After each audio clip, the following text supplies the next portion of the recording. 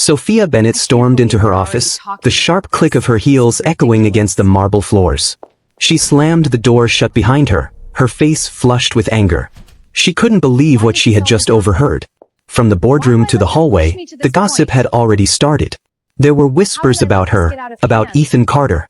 They had seen them together in the elevator, caught in a moment no one could explain away. Sophia yanked off her jacket and tossed it onto the sofa, her fingers trembling slightly. She turned to the large glass window behind her desk, staring at the city below, but the view did little to calm her. The walls were closing in. Every second, the pressure mounted. Her phone buzzed on the desk. A message from Ethan, "Can we talk?" She hit send without thinking, now's not the best time. She read the message again. He didn't deserve this coldness. Not after everything. Ethan stared at his phone, standing outside Sophia's office. His heart raced. He had seen the tension in her eyes that morning. The coldness. He knew what it meant. She was pulling away, but he couldn't let that happen.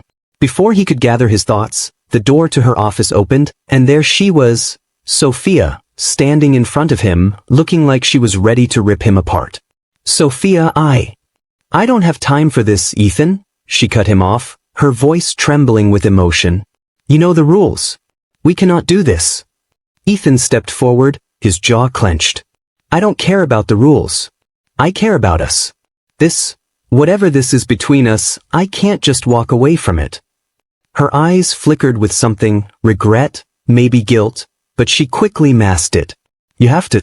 We're in different worlds, Ethan. You're an employee. I'm the CEO. I could lose everything because of you." He didn't back down. "I'm willing to take that risk. Are you?" She hesitated, her gaze softening, but then she looked away, breaking the connection. "This isn't just about us. This is bigger than both of us. You think I don't feel it? You think I don't want this? But I can't let it happen." "Why?" he asked, frustration building. "Because of the company? Because of your image? The reputation you've worked so hard for? Is that what this is all about?" Sophia's eyes flickered. "It's not just about the company. It's about everything we've worked for, Ethan. You don't understand the risks. One wrong move, and it's over for both of us. For you. For me. For everything. I don't care about anything except you," he said, his voice low. "I've never cared about the company. I care about what's between us. And you care too, Sophia." She felt the weight of his words. For a moment, she almost let herself believe him. But the world she had built, the empire she had fought for, was too fragile. She couldn't afford to let it crumble. Not for a fleeting feeling. "I have to go," she said quickly, backing away. That night, at a gala, everything seemed to unravel.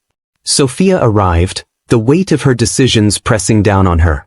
The glittering lights, the laughter, the clinking of glasses, it all felt like noise.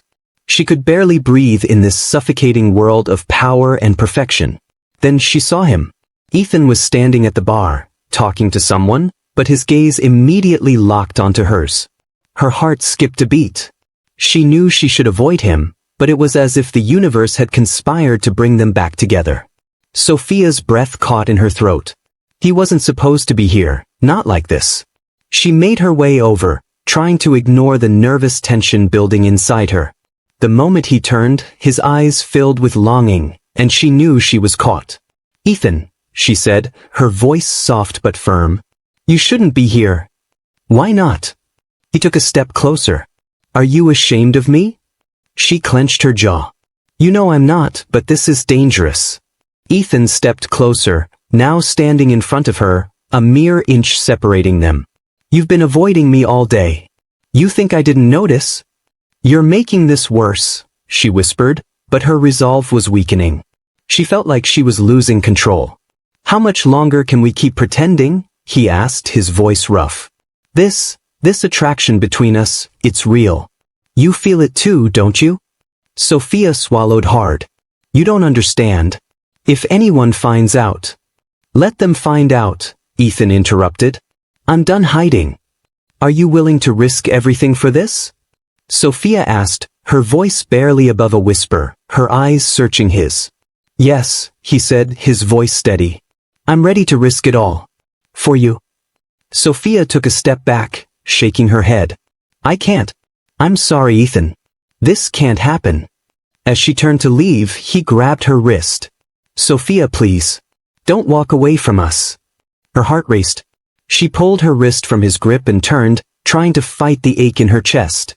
I'm sorry, she said quietly, disappearing into the crowd. The days that followed were torturous. Ethan couldn't stop thinking about her. Every time he saw her at the office, it felt like a knife twisting in his side. She was cold, distant, professional, everything she had to be. But it killed him. Sophia, on the other hand, found herself questioning every decision she had made. She kept telling herself it was the right thing to do. Keeping things professional was the best option. But every time she closed her eyes, it was Ethan's face she saw. His smile. His touch. Everything changed when Carla, the head of marketing, came to her office. Do you know what they're saying, Sophia? Carla's voice was sharp, cutting through the air. They're saying you're getting too close to Ethan. People are talking. Sophia stiffened, her grip tightening on the pen in her hand. What people? The people who matter, Carla replied. The board is worried. If you don't end this, it could cost you everything. The company, your position, your reputation. Sophia's heart raced. The pressure was suffocating. She knew Carla was right. But Ethan was the one person who made her feel alive. Make it stop, Carla said coldly, turning to leave. Or I will. Sophia was left alone in the silence, her thoughts consumed by Ethan. What was she supposed to do? She couldn't keep living like this. Later that night, her phone buzzed. Ethan, can we meet? Sophia didn't hesitate. She texted back, yes. At the cafe, they sat across from each other, the weight of their silence heavy in the air. I'm sorry, Ethan, Sophia said, looking down at her hands. I didn't want to hurt you. But I'm scared.